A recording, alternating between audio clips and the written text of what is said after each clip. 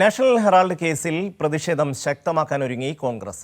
കേസിൽ വിചാരണ ആരംഭിക്കുന്ന 25-ന് ഇ.ഡി. ഓഫീസുകൾ ഉപരോധിക്കും. നാളെ കോൺഗ്രസ് ജനറൽ സെക്രട്ടറിമാരുടെ യോഗം വിളിച്ചിട്ടുണ്ട്. കേസിനെ നിയമപരമായും രാഷ്ട്രീയമായും നേരിടാനാണ് കോൺഗ്രസിന്റെ തീരുമാനം. സിബി ചേരുന്നു ദില്ലിയിൽ നിന്ന്.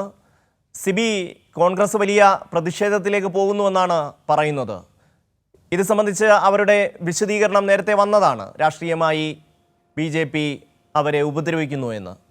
പക്ഷേ ഇത് സംബന്ധിച്ച വിശദാംശങ്ങളിലേക്ക് പോകുമ്പോൾ വളരെ കൃത്യമായി സാധാരണ ഏത് മനുഷ്യനും ബോധ്യപ്പെടുന്നതാണ് കോൺഗ്രസുമായി ബന്ധപ്പെട്ട് അല്ലെങ്കിൽ സോണിയാഗാന്ധിയും രാഹുൽ ഗാന്ധിയും ഇതുമായി ബന്ധപ്പെട്ട് നടത്തിയിട്ടുള്ള ഇടപാടുകൾ എന്തെന്ന്.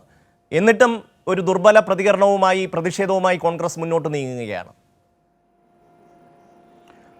ഷമി, തീർച്ചയായും ഏറെ പ്രതിരോധത്തിലായി മാറിയിരിക്കുകയാണ് ഈ നാഷണൽ ഹെറാൾഡ് കേസുമായി ബന്ധപ്പെട്ടുകൊണ്ട് കോൺഗ്രസ്. അതുകൊണ്ട് തന്നെ ഇതിനെ ഇപ്പോൾ ഈ അന്വേഷണ ഏജൻസികൾ, പ്രത്യേകിച്ച് ED ഈ മാസം 25 മുതൽ ഇതിൽ കുറ്റപത്രം സമർപ്പിക്കുകയും ഇതിൽ ഈ മാസം 25 മുതൽ വിചാരണ അടക്കമെല്ലാം നിലയും ദില്ലിയിലെ റോസ് അവന്യൂ കോടതിയിൽ ആരംഭിക്കാൻ പോവുകയാണ്. അതുകൊണ്ട് തന്നെ ഇതിൽ ശക്തമായ രീതിയിൽ പ്രതിഷേധിക്കാൻ കഴിഞ്ഞ ദിവസം തന്നെ EDയുടെ ഓഫീസുകളിലേക്ക് രാജ്യവ്യാപകമായി കോൺഗ്രസിൻ്റെ വലിയ പ്രതിഷേധമുണ്ടായിരുന്നു.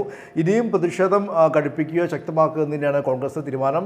എന്തായാലും ഈ അന്വേഷണ ഏജൻസിയായ EDയെയും CBI എല്ലാം തന്നെ ഉപയോഗിച്ചുകൊണ്ട് പ്രതിപക്ഷ പാർട്ടികളെ വേട്ടയാടുന്നു എന്നുള്ളതാണ് കോൺഗ്രസ് ഈ കാര്യത്തിൽ എടുക്കുന്ന ഒരു സമീപനവും. അതുമായി ബന്ധപ്പെട്ടുകൊണ്ട് വളരെ വലിയ രീതിയിൽ രാഷ്ട്രീയമായി പ്രതിഷേധം ശക്തിയാക്കുക എന്ന് തന്നെയാണ് ഇപ്പോൾ കോൺഗ്രസിൻ്റെ തീരുമാനം. നാളെ കോൺഗ്രസിൻ്റെ ജനറൽ സെക്രട്ടറിമാരുടെ യോഗം ദില്ലിയിലെ AICC പുതിയ ദില്ലിയിലെ കോൺഗ്രസിൻ്റെ ഓഫീസിൽ ചേരുന്നുണ്ട്. ഇതിൽ പ്രധാനമായും വരുന്ന നിയമസഭാ തെരഞ്ഞെടുപ്പുകൾ, ഗുജറാത്തിലെയും അതുപോലെ തന്നെ ബീഹാറിലെയും നിയമസഭാ തെരഞ്ഞെടുപ്പുമായി ബന്ധപ്പെട്ടുകൊണ്ടെല്ലാം തന്നെയും തീരുമാനമാണെങ്കിൽ പോലും ഇതിൽ ഏറ്റവും പ്രധാനമായും ഈ വിഷയത്തെ എങ്ങനെ രാഷ്ട്രീയമായി നേടുമെന്നടക്കമുള്ള കാര്യങ്ങളെല്ലാം തന്നെയും വിശദമായി ചർച്ച ചെയ്യുകയും ചെയ്യും. ഈ മാസം 25-ന് ED ഒരുപക്ഷെ റോസ് അവന്യൂ കോടതിയിൽ ഇരുവരും ഹാജരാകേണ്ടി വന്നാൽ അന്നെല്ലാം തന്നെയും EDയുടെ ഓഫീസ് അടക്കം ഉപരോധിക്കുന്ന രീതിയിലേക്ക് കാര്യങ്ങൾ പോകും, പ്രതിഷേധം പോകും. ഇനിയിപ്പോൾ വിചാരണ തുടങ്ങിക്കഴിഞ്ഞാൽ രാഹുൽ ഗാന്ധിക്കും സോണിയാഗാന്ധിക്കും ഈ കേസുമായി ബന്ധപ്പെട്ടുകൊണ്ട് റോസ് അവന്യൂ കോടതിയിൽ ഹാജരാകേണ്ടി വരും. ഇതെല്ലാം തന്നെ വളരെ വലിയ ഒരു പ്രതിരോധത്തിലായിരിക്കുകയാണ് കോൺഗ്രസ് എന്ന് പറയാം. നമുക്കറിയാം, ഇപ്പോൾ തന്നെ റോബർട്ട് വദ്രയെ കഴിഞ്ഞ 3 ദിവസമാണ് ED തുടർച്ചയായി ഭൂമി ഇടപാട് കേസുമായി ബന്ധപ്പെട്ടുകൊണ്ട് ചോദ്യം ചെയ്യൽ തുടരുന്നത്.